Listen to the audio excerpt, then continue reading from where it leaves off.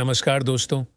आज हम बात करने वाले हैं भारत के महान स्वतंत्रता सेनानी, शिक्षक, राजनीतिज्ञ और बिहार के पूर्व मुख्यमंत्री, जिनका नाम है श्री कर्पूरी ठाकुर। हाल ही में भारत की वर्तमान राष्ट्रपति द्रौपदी मुर्मू द्वारा कर्पूरी ठाकुर की जन्म शताब्दी के अवसर पर यह घोषणा की गई है कि कर्पूरी ठाकुर को भारत सरकार द्वारा सर्वोच्च नागरिक सम्मान भारत रत्न से सम्मानित किया जाएगा। कर्पूरी ठाकुर का जन्म 24 जनवरी 1924 को बिहार के समस्तीपुर जिले के पितौंजिया, जिसका वर्तमान नाम कर्पूरी गांव है, के बहुत ही गरीब परिवार में हुआ था। इनके पिता का नाम गोकुल ठाकुर और माता का नाम रामदुलारी देवी था और यह नाई समुदाय से थे। इनकी लोकप्रियता और गरीब पिछड़े वर्गों की आवाज बनने के कारण इन्हें जननायक कहा जाता है।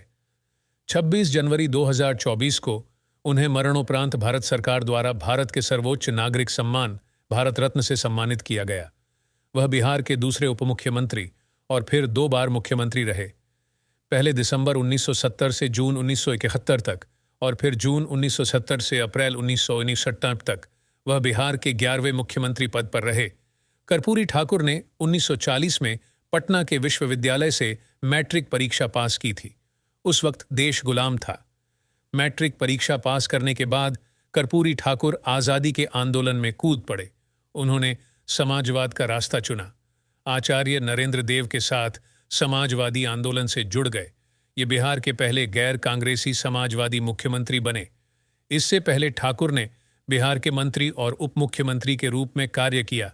उन्होंने बिहार में पूर्ण शराबबंदी भी लागू की। क्या आप जानते हैं कि कर्पूरी ठाकुर देश के पहले मुख्यमंत्री थे जिन्होंने अपने राज्य में मैट्रिक तक मुफ्त पढ़ाई की घोषणा की थी? ठाकुर को गरीबों के चैंपियन के रूप में जाना जाता था।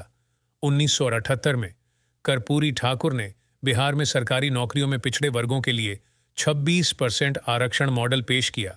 कर्पूरी के कर्पूरी ठाकुर कहलाने के पीछे की कहानी भी बहुत रोचक है। समाजवादी नेता रामनंदन मिश्र का समस्तीपुर में भाषण होने वाला था, जिसमें छात्रों ने कर्पूरी ठाकुर से अपने प्रतिनिधि के रूप में भाषण कराया।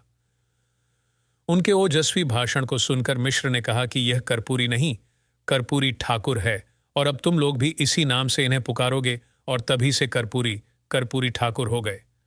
1942 में महात्मा गांधी के असहयोग आंदोलन में हिस्सा लिया और उन्हें जेल भी जाना पड़ा। समाजवादी विचारधारा के राजनीतिज्ञ कर्पूरी ठाकुर आज़ादी से पहले 2 बार और आज़ादी मिलने के बाद 18 बार जेल गए। उनके शासनकाल में बिहार के पिछड़े इलाकों में उनके नाम पर कई स्कूल और कॉलेज स्थापित किए गए हैं। वर्ष 1967 में जब कर्पूरी ठाकुर बिहार के उप मुख्यमंत्री थे, उस दौरान केंद्र सरकार का राज्य सरकारों से पत्राचार अंग्रेजी भाषा में हुआ करता था, जिसका कर्पूरी ठाकुर ने विरोध किया और बिहार में अंग्रेजी में पत्राचार की अनिवार्यता को समाप्त किया। इसके बाद से ही बिहार के सभी विभागों में हिंदी में पत्राचार का दौर शुरू हुआ। कर्पूरी ठाकुर ने 1972 में पहला विधानसभा चुनाव जीता था। इसके बाद कभी भी वे विधानसभा चुनाव नहीं हारे। वे अपनी सादगी के लिए जाने जाते थे। उन्होंने सामाजिक मुद्दों को अपने एजेंडे में आगे रखा। वे जनता के सवाल को सदन में मजबूती से उठाने के लिए जाने जाते थे। समाज के कमजोर वर्गों पर होने वाले जुल्म और अत्याचार की घटनाओं को लेकर कर्पूरी ठाकुर सरकार को भी कटघरे में खड़ा कर देते थे। कर्पूरी ठाकुर का दिल का दौरा पड़ने से 17 फरवरी 1988 को 64 वर्ष की आयु में निधन हो गया। उन्हें लालू प्रसाद यादव, रामविलास पासवान, देवेंद्र प्रसाद यादव और नीतीश कुमार जैसे प्रमुख बिहारी नेताओं का गुरु कहा जाता है। इस वर्ष जननायक कर्पूरी ठाकुर की जन्म शताब्दी के अवसर पर भारत सरकार द्वारा मरणोपरांत उन्हें भारत के सर्वोच्च नागरिक सम्मान भारत रत्न से सम्मानित किया गया। दोस्तों, यह जानकारी आपको कैसी लगी, हमें कमेंट करके जरूर बताएं।